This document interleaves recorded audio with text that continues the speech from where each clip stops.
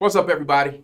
It's your University of Louisville faculty coordinator, Dr. Ricky Jones, again, as we work into chapter 5 of Introduction to Black Studies by Maulana Karenga, as we are now getting into the second segment of your class here, Introduction to Pan-African Studies.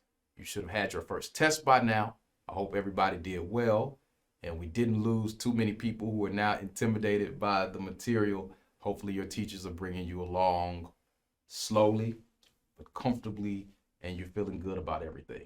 Don't worry if you didn't do great on that first test. I have some of my students at the university who didn't do too well either, but now you know what the mechanisms are like, so keep on striving. Let's talk about religion. Let's talk about religion. It is really, really important that you understand something here as we get into the idea of religion. First of all, let's break that word down. Religion. Two roots, R-E, and legare, L-I-G-A-R-E. The root re means back again. Legare in the Latin means to tie. So what religion is really about is to tie a system that is designed to tie people back to the divine. That's what religion is about. Listen. You can be spiritual and not religious. There certainly are people who don't claim any particular religion, even though they believe in God. Other people are absolutely convinced that their religion is the only way to go. Here are a couple of disclaimers as we get into this subject intellectually and academically. One, it is not our job, not my job as a professor, and not your teacher's job at your individual high school to tell you what religion you should choose if you should choose any. That's not what this is about. This is just a study of what religion, how religion has impacted the Black community. Two, this is a safe space for you folks, all right? People can basically be separated into three categories where religion or approach to God is concerned. You have your believers. Those are people who believe in God. I mean, it's kind of self-explanatory. Two, you have your agnostics. They will not confirm nor deny, roughly, the existence of a supreme being. And three, you have atheists who absolutely deny. And all of that is fine. You need to understand that we will not discriminate against you whether you are a believer, agnostic, or atheist. In fact, I love to have people in my classes who come from all of those groups. It makes for better debate, right? Remember, you learn the most from people who think the most unlike you, whether it's politics, whether it's history or religion or any other subject. So please be open to conversations with people who don't think like you. But this is a safe space for debate for believers, agnostics, and atheists. It's a safe space for the Christians, the Muslims, the Buddhists, the Taoists, the African spiritualists, no matter what you are. This is not a section or a course meant to indoctrinate you into anything. But also remember this. When we're talking about believers, remember this, please. Just because somebody has a different religious orientation doesn't mean that it carries any less weight than yours in this space, right? Just because somebody may come from a culture where they call God Oludumare or Ptah or Amen or Allah doesn't mean that their approach to God has any less heft or it means less to them than yours. I would imagine that most of you are called different things by different people. Your mother isn't going to call you the same thing as your friends. Your friends aren't going to call you the same thing as your girlfriends or boyfriends or whatnot. And they're not going to call you the same things as your teachers. We may use your last names or whatnot. But because they're different names doesn't mean you're not the same person. Same thing with God. Same entity, different names. So let's show people respect. Highlighting chapter 3, let's go to the notes and go to the glasses for a minute. 6 things that you want to remember, the general themes that Karenga covers. 1, when you look at ancient African traditions, there's a belief in one supreme being. 2, God is both immanent and transcendent, that is near and far. 3, ancestor veneration, don't get that confused. 4, a balance between one's collective and personal identities. 5, a profound respect for nature. And 6, some approach to death and immortality. These are in your text. Please read your text to put some meat on those skeletal bones, right? Very important. Also, quickly, remember that we have some ancient stories that Karenga talks about a little bit, whether you talk about Dogon tradition or Egyptian tradition, that predate the religion that is dominant in our culture, that is Christianity. Let me take you through an Egyptian story real fast to make my point. There is a story that runs back to 4500 BC or BCE. The story of Osir, Oset, Heru, and Set. Very important story. You may not know those names. They may not sound familiar to you, but you probably know the Greek translations of these ancient Egyptian names. Osir translates to the Greek Osiris. Oset translates to the Greek Isis. Set translates to the Greek Seth. And Heru translates to the Greek Horus. Some of you probably have seen the gods of Egypt and movies like that, which certainly don't have any historical accuracy to them, but they're fun. And they talk about some of these gods in the pantheon in ancient African religion. One thing that's important to remember is that most ancient African civilizations followed some doctrine of opposites, as it were. They believed that nothing existed in the universe without an equal and opposite. So many people make arguments that even though you have these different gods, our interpretation in the West is that these people were polytheistic. That is, they believed in many gods. Others say, no, they believed in one God, and all of these different names spoke to a different aspect of God, that did different things. You know, different folks believe different things about that. But let's get back to our story. In the ancient world, and this is inscribed on temples in Egypt that you can still read. This was actually written down running back 4500 BC. Osir is the Lord of the earth. He is a benevolent leader and the people love him in Egypt. But he has a jealous brother in the person of Set. Set tricks his brother Osir out into the wilderness and kills him. Does that sound familiar? Sounds a whole lot like the Cain and Abel story, the story of warring brothers, which again we encounter in other religions. Osir is married to Oset, again, the Greek Isis. She goes out, finds the pieces of her husband's body that his brother Set have chopped him up into, and she finds everything except his phallus, his penis. She impregnates herself once she puts her husband back together divinely. Immaculate Conception, kind of the Mary Jesus story that we're seeing again, 4500 BC. Osiris moves on to be the lord of the underworld where he judges people after death. The son coming from this Immaculate Conception is Heru, who then fights his uncle to rescue the world from darkness. And Heru is victorious. Heru is seen, therefore, as the first Christ figure. So there are a lot of things that come from this story that a lot of people say, well, sounds a little bit familiar. I'm not making that argument. Some people do. But I will say this.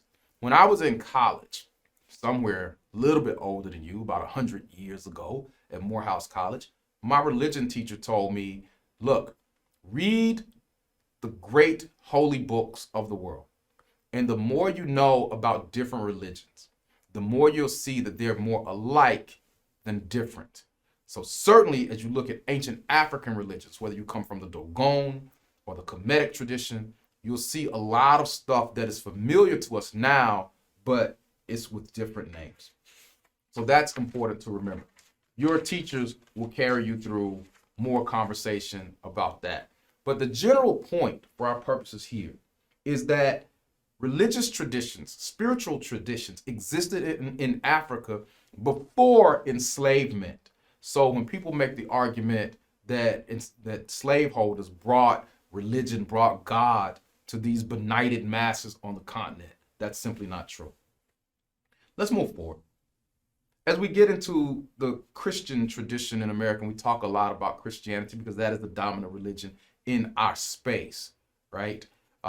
In your text, I want you to pay particular attention to the reasons for conversion. The reasons for conversion. There were reasons for conversion that applied to slaveholders and reasons for conversion that applied to slaves. Pay attention to that in your reading. Things like slaveholders being able to reinforce and maintain dominance over slaves. And for slaves, this was conquest and coercion by slaveholders. All of those things are very important. I won't belabor that point, but pay attention to that in your reading. In the Black community to this day, when we talk about religion, the church and ministers have had a disproportionately powerful role, largely because of suffering, I think.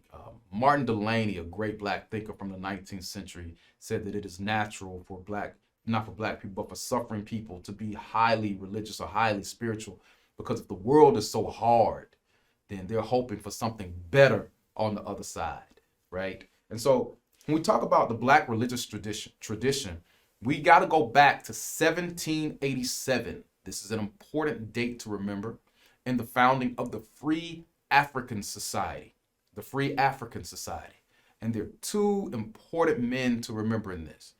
Two citizens of Philadelphia at the time, Absalom Jones and Richard Allen, who attend church and are pulled up off their knees when they go to altar call because the churches were segregated, even though these were free men, right? There was always a free Black population in this country, just like even though the majority of Black people were enslaved. One thing that we didn't talk about in your history section that we can talk about now, should talk about now, is when we talk about abolitionism, we talk about freedom, we talk about colonization even. They're two important organizations to remember. One is the American Anti-Slavery Society, which is an organization that Frederick Douglass belonged to, William Lloyd Garrison headed up. This is in your reading. But the American Anti-Slavery Society was an abolitionist organization. But then there's another organization which you should not confuse with the American Anti-Slavery Society, the American Colonization Society. What the American Colonization Society wanted to do was to deport free Blacks but maintain slavery in the country.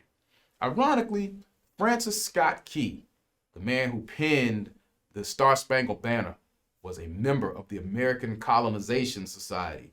And if you read later verses of the Star-Spangled Banner, you will see that it is a pro-slavery song, which is rather disturbing when we think historically. So there were free Blacks in this country, always, even though their numbers were very, very small. So in 1787, we have Richard Allen and Absalom Jones, who are pulled up off their knees in church. And from that, they decide to found their own. They found the Free African Society. And then from the Free African Society, we have the first African-American church, the African Methodist and Episcopal Church, comes out of the Free African Society. It is the oldest Black organized church in the country, and it has always had revolutionary and abolitionist roots. That is the African Methodist Episcopal Church. That's very, very important for you to remember. Richard Allen and Absalom Jones. But the historical role of the church, and Karenga does a good job of this, and he cites E. Franklin Frazier. Let's go back to the notes. He said it's basically separated into two categories: the invisible church, that is our relationship with God, and the institutional church, which again runs back to the AME tradition.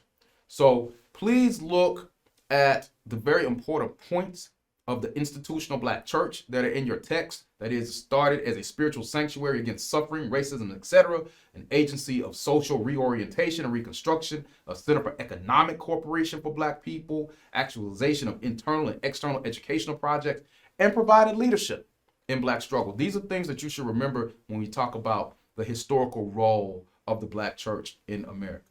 We can't get away from the religion section without talking about maybe our most important Black minister in the 20th century. That is Martin Luther King Jr. If you all haven't figured it out by now, I attended Morehouse College as an undergrad. That's where I did my bachelor's work. Morehouse College, the only college in the country that is exclusively for Black males. Very important. It's a place that the first Black mayor of Atlanta who was the first mayor of a major southern city. Maynard Jackson attended Morehouse College.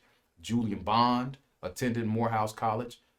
Morehouse has been led by people like Benjamin Mays, fabulous president. Spike Lee went to Morehouse. Samuel L. Jackson from the class of 1972 attended Morehouse. So it's a place that a lot of really, really powerful people have attended school, and I'm very proud to have attended that school. But our most famous graduate, probably from the class of 48, is Martin Luther King Jr. Martin Luther King Jr., born in Atlanta in 1929, goes on to become a leading civil rights activist in this country. And King, more than any other, even though King did not necessarily seek it, sets the tone for the revolutionary change of the late 1950s into the 1960s until his death in 1968 when he's killed in Memphis.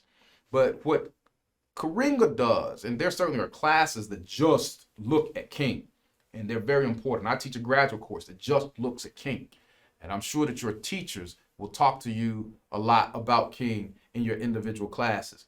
Please remember this. What America quite often does is we truncate things, we shrink things into one little category and soundbite. And King quite often is reduced to the I have a dream speech. Really not even the speech, but those 4 words. King is much greater than that. But in your book, Karenga talks about the social ethics of Martin Luther King. And I really want you to pay attention to these points. 1, Black suffering has prepared them for a divine and historical mission. That we have a moral right and responsibility to disobey unjust laws. 3, it is immoral and cowardly to contribute, to collaborate in one's own oppression. 4, religion should have a social as well as a spiritual function. And 5, human nature is perfectible. Okay, human nature is perfectible through struggle and question. King is saying, always ask questions. Remember this, that I told you it's not our job to teach you what to think as your teachers, but it is our job to force you to think. Here's a great thing that I want you all to reach back to as you study religion and everything else, which doesn't come from a Black thinker, but comes from a German one. In fact, Friedrich Hegel came up with the idea of the dialectic. Hegel's dialectic, Dialectic. The dialectic has 3 parts to it, folks. Hegel said the clashing of ideas is really what moves us forward. And we'll talk about this idealism of Hegel's later as we talk about things like Marxism and Leninism and materialism, right? But Hegel says the dialectic has 3 parts. A thesis, a particular view of the world. I'm sure you all have learned about thesis sentences at this point in your high school careers. So you have the thesis. The second part of the dialectic is the antithesis, the opposite of the thesis. So somebody gives a thought, somebody gives an opposite thought, and they come into clash. The third part of the dialectic is the synthesis. What's the best part of both of those ideas? Where can we agree? And then that synthesis goes back to becoming a thesis, and the process starts over. So King talks about questioning, thinking, fighting it out, right? Fighting it out through debate, fighting it out intellectually. That's what we all should be able to do, not just in religion, but in every other area. Then your author moves into Black liberation theology, just like we had an answer to the civil rights movement with the Black Power movement. The same happens when we talk about James Cone and Albert Klieg and others when we look at Black liberation theology, which doesn't neatly line up with some of the stuff that we see in traditional Black churches. Then we move to other areas like the Nation of Islam, which is an American variant of traditional Islam or Orthodox Islam.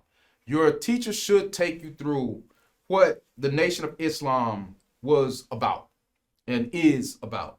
When you see an organization that's founded for all intents and purposes by the Honorable Minister Elijah Muhammad. And Elijah Muhammad talks about being a follower of Wallace D. Fard Muhammad, who is seen as God's, maybe some argue God incarnate, others say God's last prophet who passes knowledge on to Elijah. Certainly one of the most famous followers of Elijah Muhammad was Malcolm X. And Malcolm X offers a different view of the world, certainly than Martin Luther King Jr., as the Nation of Islam offers a different view than traditional black Christianity. Later in Malcolm's life, Malcolm moves from the Nation of Islam to Orthodox Islam, and it is a fascinating story that we don't get too deep into here, but you cannot study black religion without looking at the Nation of Islam with figures like Elijah Muhammad, Malcolm X, Louisville's own Muhammad Ali, and now Louis Farrakhan, who is the head of that organization. And so your teachers will certainly walk you through more about that and other aspects of black religion. Again, read your text carefully. That's very, very important.